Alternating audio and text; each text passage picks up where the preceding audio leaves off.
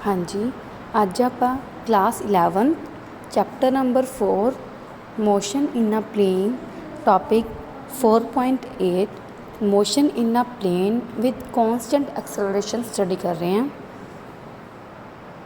हाँ जी, तो आपां नूं पता देखो एक्सेलरेशन की हुंदा है, change in velocity over time. ठीक है, change in velocity means final velocity minus initial velocity over time. Then a की आ जाएगा v minus v naught over t. तो टी की हो जाएगा, इधर प्रोडक्ट हो जाएगा ए दे नाल की बन जाएगा a t is equal to v minus v naught. Then v आ जाएगा v naught plus a T.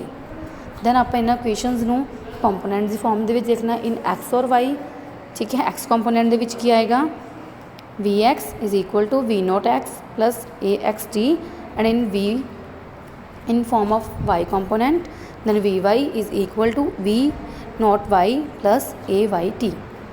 ये अपनिया वेलोसिटी दी इक्वेशनस आ गई in terms of their components in x and y direction.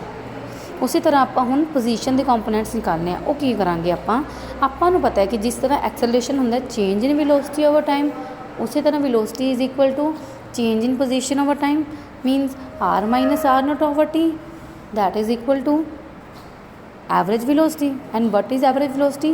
v plus v naught over 2 is average velocity। then what we get, r minus r naught is equal to v plus v naught over 2 into t। then we put the value of v here, what we get, v naught plus at plus v naught over 2 into t। इस तरह अपने को यह चीज़ आ गई, clear हुई है नहीं गल। हाँ जी, अगे आप इन्हू सॉल्वेशन की v naught plus v naught is 2v naught over 2। Then 2 cancel out हो गया, कि रह गया सिर्फ v naught plus 1/2 a t square. ये चीज़ आ गई। दैन आर नोट आप इधर ले जाएंगे तो अपने को आर की आ जाएगी, मीनस आर की है पोजीशन वेक्टर। तो r is equal to r naught plus v naught t plus 1/2 a t square. इसी तरह आपने इनके कंपोनेंट्स फाइंड आउट कर लेने एक्स एंड वाई। आर की है position vector, but in x direction उन्होंने आप एक्स बोलांगे, इन वाई डायरैक्शन आप वाई बोलांगे। दैन आपने एक्स एंड वाई निकाल ले। X is equal to x naught plus v naught x t plus 1/2 a x t square and y is equal to y naught plus v 0 y t plus 1/2 a y t square. ठीक है, इस तरह अपने को position दी equations भी आ गई इन x and Y form. आप बोलते की हाँ कि जो मोशन इन प्लेन हुंदा है उन्होंने आप दो अलग अलग separate simultaneous one dimensional motion लैके चलते हैं इन परपेंडिकुलर डायरैक्शन। मीनस है कि है दो अलग अलग एक डिमेंशनल मोशन है ना, बट साइमल्टेनियसली चलती है, अलग अलग चलती है। ठीक है, परपेंडिकुलर डायरैक्शन दे विच आपस इनू ही आप टू डिमेंशनल बोल देंगे हैं। दैन आ जाता है second topic 4.9 relative velocity in two dimension. तो ये की है वी ए बी। आपू पता है अपने को दो ऑब्जैक्ट्स ने, एक ए एंड बी। अपन पहला लास्ट चैप्टर 3.7 टॉपिक किया रिलेटिव वेलोसिटी, सेम ही है ये। उसी तरह दो ऑब्जैक्ट ने अपने को वेलोसिटी है v a and v b. ठीक है, दैन वी ए बी कितनी होएगी, v a minus v b. उसी तरह अगर आप बी दी with respect to a find out करनी है तो वी बी ए आ जाएगी v b minus v a. तो की होया जो वी ए बी है वो वी बी ए दे बिल्कुल ऑपोजिट है। V a b is equal to minus v b a. आपने की किया, मोड़ किया, उन्होंने आप सेम बोल सकते हैं मोड़ करके। ये अपनी आ गई रिलेटिव वेलोसिटी 4.9। दैन आता है 4.10 टॉपिक प्रोजेक्टाइल मोशन। की हुंदा प्रोजेक्टाइल मोशन, जदों आप देखो डायग्राम देखो, आपने एक ऑब्जैक्ट नूं ओरिजिन तो प्रोजेक्ट किया। ठीक है, अगर आप किसी ऑब्जैक्ट नूं ओरिजिन तो प्रोजेक्ट करते हैं तो जो ऑब्जैक्ट वो एक circular path semi circular path follow करता है। एक आप कह सकते हैं अद्धा चक्कर लगाता है तो वापस अर्थ पर आता है, उन्होंने बोलते प्रोजेक्टाइल मोशन। तो आपने की किया, एक पॉइंट लैत किया तो उत्थे एक position vector velocity vector v naught लिता। दैन आप components in x direction and y direction find out कर ले। आपको पता वो वैक्टर आता है, दैन क्योंकि जो ये अपना मोशन सी ये किहड़ा एंगल बना रहा सी, थीटा एंगल मेक कर रहा है, थीटा नोट। ठीक है, तो की बनेगा component v naught cos theta naught, क्योंकि एक्स डायरैक्शन दे कोस आंदा है एंड वाई डायरैक्शन दे साइन आंदा है। ठीक है, तो मीनस अपने को दोनों कंपोनेंट्स फाइंड आउट हो गए। ठीक है, तो की हुंदा है जो ये उपर जा रहा है फिर नीचे आ रहा है, ऊपर जाता है तो यदि एक्सेलरेशन की हो रही है, ऊपर जाता है नैगेटिव हो रहा है, तो एक्सेलरेशन की आएगी इनकी a is equal to minus g j cap. G की है acceleration due to gravity. Gravity means कि जो ऊपर कोई चीज़ आती है नीचे आती है तो अर्थ की ग्रैविटी लगती है उसकी, तो एक्सेलरेशन ड्यू टू ग्रैविटी होएगी, तो जी होएगी वो कितनी होंगी 9.8 मीटर पर सैकेंड दी स्पीड। क्लीयर है नहीं गल? हाँ जी, तो अपन पता जो कोई भी मोशन है, कोई बॉल दी है, बास्केटबॉल है, फुटबॉल है, वो सारी मोशन की बोलेंगे आप प्रोजैक्टाइल मोशन। ठीक है, हुण अपने को ए की है, आप लिखे ये माइनस जी जे कैप। जे कैप क्यों लगाया? क्योंकि वाई डायरैक्शन दे विच सी। ठीक है, तो मीनस एक्स डायरैक्शन दे विच तो कोई एक्सेलरेशन आई ही नहीं, तो की हो जाएगा जीरो हो जाएगा। Then a x is equal to zero and a y is equal to minus g. ठीक है, हुण कंपोनेंट्स फिर वेलोसिटी के कंपोनेंट की होंगे आप दसे सी v zero x and v zero y, v naught cos theta naught and v naught sine theta naught. ठीक है, हुण आपने की करना है, आपको पता शुरुआत कितों की सीगी ओरिजन तो, उस जगह के उपर जो इनिशियल पोजीशन है एक्स नोट भी वाई नोट भी की होंगे जीरो होंगे, क्योंकि चीज़ रेस्ट पे पई है। ठीक है, एक्स नोट वाई नोट हो गए जीरो। ठीक है, हुण जो अपने ऊपर निकाले सी x and v x and v y 4.8 topic के विच ए वाले एक्स एंड वाई एंड आ वाले एंड ए वाला v x and v y दोनों के विच मैंने वो वैल्यूज़ नू पुट किया, सॉल्व किया। देखो पहला एक्स तो वाई के किया तो अपने को एक्स की आ गई, देखो v naught cos theta naught t, क्योंकि ए एक्स जीरो सी तो कली सिर्फ इन्ना ही आ गया। वाई दे विच वाई नोट हो गई जीरो। ठीक है, वी नोट की वैल्यू अपन पता ही है, वी नोट वाई दी v naught sine theta naught t minus 1/2, a value कितनी आ गई माइनस जी, वो पुट करती माइनस 1/2 जी टी दी स्क्वेयर आ गया। ठीक है, आद इक्वेशन दैन अपने वी एक्स दवाई पुट किया, अपने को वेलोसिटी कंपोनेंट्स आ गई। ठीक है, डायरैक्शन की होएगी theta that is equal to tan inverse v a y over v x. ठीक है, क्योंकि डायरैक्शन लेती है अपने परपेंडिकुलर ओवर बेस, वो क्या आ जाए अपने को थीटा क्या आ गया जीरो आ गया इस केस के विच, क्योंकि आप मैक्सिमम हाइट की गल कर रहे हैं, मैक्सिमम हाइट के केस के की होएगा जीरो होएगा।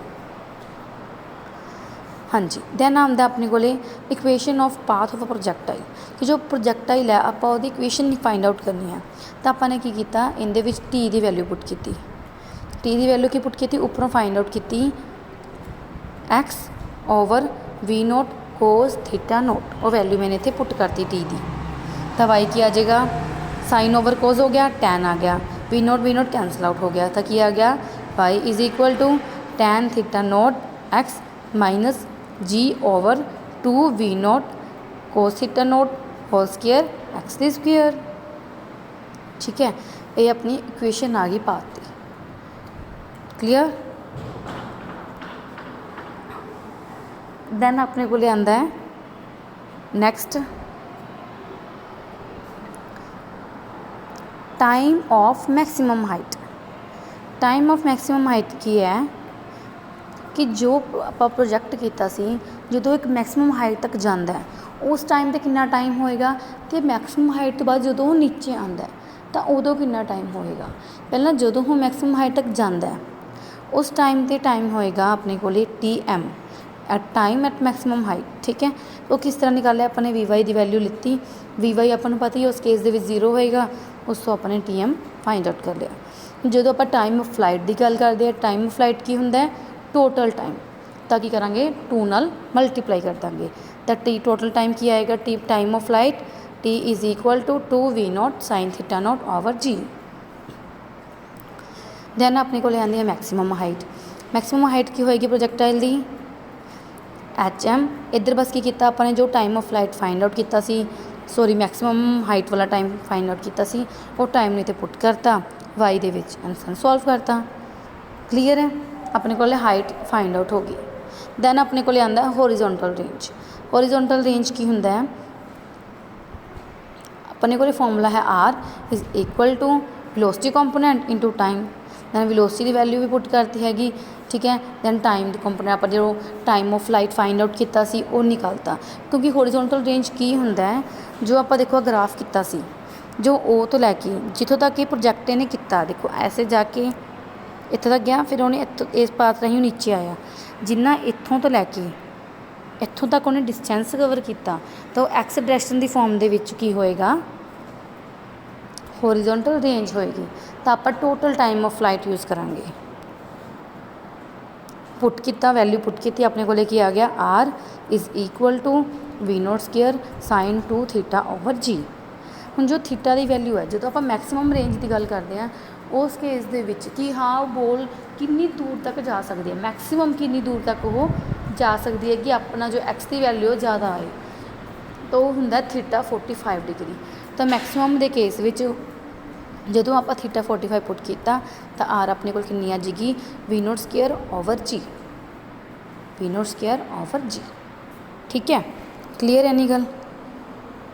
तो ये कुछ वैल्यू सी अपने जो काफ़ी इंपॉर्टेंट सी, तुसीं अच्छी तरह करनी है ने, ठीक है। नैक्सट अपना टॉपिक है यूनीफॉर्म सर्कुलर मोशन।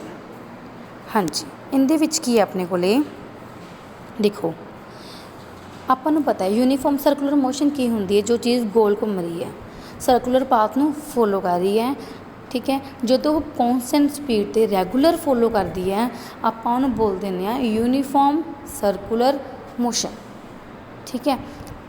यूनीफॉर्म चीज़ किनूं रिप्रजेंट कर रही है, यूनीफॉर्म मीनस स्पीड, क्योंकि स्पीड की है कॉन्सटेंट स्पीड ते मूव कर रहे हैं, इसलिए आपां नूं यूनीफॉर्म सर्कुलर मोशन बोलते हैं, ठीक है। हुण आप कोई ऑब्जैक्ट लिता, उनकी अपनी वेलोसिटी सिलैक्ट कर ली वी है, ठीक है, सर्कुलर पाथ के विचों मूव कर रहे हैं, उनका रेडियस की होएगा, आप लैट कर लाँगे, रेडियस आर लैट कर लाँगे। जो वेलोसिटी है आपको पता वो सर्कुलर घूम रहा है, मीनस उसकी डायरैक्शन की हो रही है, बार बार चेंज हो रही है, स्पीड तो भावें सेम रहे क्योंकि वो मैग्नीट्यूड होएगा, बट जो वेलोसिटी है डायरैक्शन चेंज हो रहा है, मीनस वेलोसिटी की हो रही है बार बार चेंज हो रही है। कोई भी चीज़ देखो इस तरह गोल घूम रही है इस तरह, ठीक है। तो इत्थे पॉइंट डायरैक्शन अलग सी, इधर आके डायरैक्शन अलग होगी, नीचे डायग्राम देखो तो डायरैक्शन की हो रही है बार बार चेंज हो रही है, ठीक है। मीनस वेलोसिटी भी की हो रही है, इनकी चेंज हो रही है, वेलोसिटी चेंज हो रही है मीनस उनकी एक्सेलरेशन भी की होगी, बार बार चेंज होगी। हम आपने जो ये डायग्राम देखी, इस तो आपने चीज़ नैट गैट की कि आप कोई भी पॉइंट जो आप सेंटर बोलते हैं सर्कुलर मोशन का, उस पॉइंट तो अपने दो पोजीशन वैक्टर ले ली, ठीक है, दो पॉइंट्स ले लिया, एक पी पॉइंट ले लिया, एक पी डैश पॉइंट ले लिया, ठीक है। दोनों पॉइंट के उपर अपने पोजीशन वैक्टर लैट कर लिया, एक आर एंड एक आर डैश, ठीक है। देखो जो ए डायग्राम बनी हुई है अपने को, हम आर तो आर डैश अपने को पोजीशन वैक्टर हो गए, तो फिर उन्होंने वेलोसिटी वैक्टर की होंगे v and v dash at point p and p dash. Then जो वेलोसिटी हैगी उस पॉइंट के उपर, वो वेलोसिटी कितों पता लगेगी, उनकी टेंजेंट तो। देखो जो मैंने P point and p dash point tangents बनाए हुए हैं, वो टेंजेंट्स से अपन की दसते हैं उनकी वेलोसिटी दसते हैं, क्योंकि उस तो बाद अपन को जो पॉइंट है वो उसे जो वेलोसिटी डायरैक्शन बनाई हुई है उस डायरैक्शन से जाएगा, तो टेंजेंट ही शो करेगा कि वो चीज़ किहड़ी डायरैक्शन दे विच जा रही है। क्लीयर हुई ना। हुण अपनी गल करनी है एवरेज एक्सेलरेशन की, तो एवरेज एक्सेलरेशन की हुंदा है, एवरेज वेलोसिटी ओवर टाइम, तो मीनस ए किहदे कोल आ गया delta v over delta T. But अगर आप इंस्टैंटेनियस एक प्रॉपर एक टाइम ते एक्सेलरेशन की गल करांगे, तो वो की होएगी limit delta t belongs to 0 delta v modulus over delta t, तो ये अपने को ए आ जाएगी। हुण अपन एक एंगल लिता, पोजीशन वैक्टर्स लिते आर एंड आर डैश, ठीक है। उन्होंने दोनों का जो एंगल बन रहा है वो की बन रहा है डेल्टा थीटा एंगल वो मेक कर रहे हैं। जो वेलोसिटी वैक्टर्स की आप गल की दोनों की होंगे आपस के परपेंडिकुलरस होंगे आपदे पोजीशन वैक्टर दे। देखो जो आर डैश है वो परपेंडिकुलर वी डैश आ रहे हैं, जो आर है वो परपेंडिकुलर अपने को वी आ रहे हैं, तो डेल्टा थीटा एंगल वो आपस के मेक कर रहे हैं, ठीक है। तो अपने को कहते कि रेशो आ जाएगी कि रेशो आएगी delta v over v, means velocity जो change in velocity delta v है वो वी नाल, एंड जो change in position vector delta r over radius r. देखो लिखा हुआ the ratio of the base length to the side length, for one of the triangle is equal to that of the other triangle, क्योंकि एक triangle make कर रहे हैं ये। देखो तुसी आर है, आर डैश उन्हें एक ट्रायंगल मेक की। जो अपन पता डिसप्लेसमेंट वैक्टर मैं तुहानूं करवाया ही सी कि जो दो वैक्टर्स होन पोजीशन उन्होंने जो डिस्टेंस होंगे आपस उन्होंने पोजीशन वैक्टर बोलते हो पॉइंट्स के विच, वो डेल्टा आर होंगे। ठीक है, delta R divide by radius की है उनका आर, तो डेल्टा आर ओवर आर आ गया। दूसरी साइड पे देखो एक नाल ट्रायंगल बनाई हुई है, वो ट्रायंगल अपन की शो कर रही है, दो वेलोसिटी वैक्टर दिखा रही है वी एंड वी डैश। वो भी की बना रहे हैं डेल्टा वी पोजीशन वैक्टर, जिस तरह बनया से उसी तरह एक वेलोसिटी वैक्टर बना रहे हैं डेल्टा वी। तो उस तरह ये आ गया delta v over v is equal to delta r over r. तो डेल्टा वी की होएगा v delta r over r. Then ए दे अपन इनकी वैल्यू नूं की करना है, पुट करना है। A is equal to limit delta t belongs to 0 delta v over delta t and that is equal to value put की मैंने v delta r over r delta t. ठीक है, मैंने वी बाय आर कॉमन निकालते, कि रह गया पीछे अपने को limit delta t belongs to 0 delta r over delta t. एक किहदे इक्वल है, वी दे इक्वल होएगा। ठीक है, आपको पता ही क्योंकि डेल्टा टी बहुत ज़्यादा स्मॉल होंगी है, डेल्टा थीटा भी बहुत स्मॉल होंगे है, जिस करके जो ये arc c p p dash ये उन्होंने आप डेल्टा आर ही बोल दें। ठीक है, तो किहदे इक्वल आ गया है वेलोसिटी दे, वी दे इक्वल अपने को ही आ जाएगा। ठीक है, इन्नी गल क्लीयर हुई। जिन्होंने असीं की बोलते हैं जिहड़ा ए एक्स है उन्होंने आप बोलते हैं सेंट्रीपिटल एक्सलेशन, क्योंकि कोई भी चीज़ गोल च घूमती है तो सेंट्रीपिटल बन जाती है। अगर कोई गल करिए भी सर्कुलर मोशन के फोर्स लगती है तो फोर्स की होंगी है सेंट्रीपिटल फोर्स होंगी है, तो फिर एक्सलेशन की होएगी सेंट्रीपिटल एक्सलेशन। तो वो एक किहदे इक्वल होएगी अपने को वी बाय आर। अपन देखो कॉमन निकालिया सी, इधर अपने दसता कि इन्हों आप वी पुट करांगे तो अपने उपर सबस्टिट्यूशन करती, इतने देखो वी आ गया। तो अपनी सेंट्रीपिटल एक्सलेशन किहदे इक्वल आई है v square over r. Clear. हुण आपां गल करते हैं एंगूलर डिसप्लेसमेंट की। ठीक है, तो एंगूलर डिसप्लेसमेंट की हुंदी है डेल्टा थीटा, मीनस सर्कुलर दे विच तैं डेल्टा थीटा दस रहे, क्योंकि सर्कुलर दे विच अगर कोई चीज़ मूव कर रही है, ठीक है, तो उन्होंने असी एंगूलर डिसप्लेसमेंट बोलते हैं, तो उन्होंने डेल्टा थीटा के नाल रिप्रजेंट किया जाता है। फिर आप उसी तरह एंगूलर एक्सलेशन की वेलोसिटी की भी गल कर सकते हैं। ठीक है, वो की होंगी है एंगूलर वेलोसिटी होंगी है omega, that is equal to rate of change of angular displacement. ठीक है, जो ओमेगा है इन्हों आप ओमेगा देखो रिप्रजेंट किया हुआ omega, that is equal to delta theta over delta t. ठीक है, दैन आपने की किया, अगर नॉर्मल डिस्टेंस होएगा तो की बनता सी v is equal to delta s over delta t. मैंने की किया वैल्यू पुट कर दी, देखो डेल्टा एस किहदे कोल आ गया आर डेल्टा थीटा, उत्थे मैंने डेल्टा टी नाल डिवाइड किया दोनों साइड पे, कि आ गया अपने को v delta s over delta t is v that is equal to r delta theta over delta t. जो डेल्टा एस वाला रिलेशन अपने को हैगा सी, क्योंकि अगर कोई सिंपल डिसप्लेसमेंट होए तो एक एंगूलर डिसप्लेसमेंट होए, उन्होंने विच आपस दे विच की रिलेशन होएगा simple displacement that is equal to radius of circular multiply by angular displacement. ठीक है, दोनों नाल आप डेल्टा टी डिवाइड करता। ठीक है, अपने को की आ गया v is equal to r omega. Clear. Then आपने ए सी के वैल्यू पुट करती, ए सी की आ गया ओमेगा स्क्वेयर आर। हुण आपां की करना टाइम टेकन, आपां नूं पता जो टाइम टेकन एक रेवोल्यूशन नहीं लगता, एक बार घूमन की जो टाइम लगता उन्होंने आप रिप्रजेंट करते हैं टाइम टी के नाल। उनकी फ्रिक्वेंसी की होंगी है 1/t। ठीक है, फ्रिक्वेंसी रिप्रजेंट कि करते हैं वी नाल, वी कि होएगा 1/t एंड डिस्टेंस एस कि होएगा 2πr। तो आप बोलते हैं सर्कुलर मोशन का जो डिस्टेंस है जिन्होंने आप सरकमफ्रेंस बोलते हैं वो पता ही है 2πr, आर मीनस रेडियस।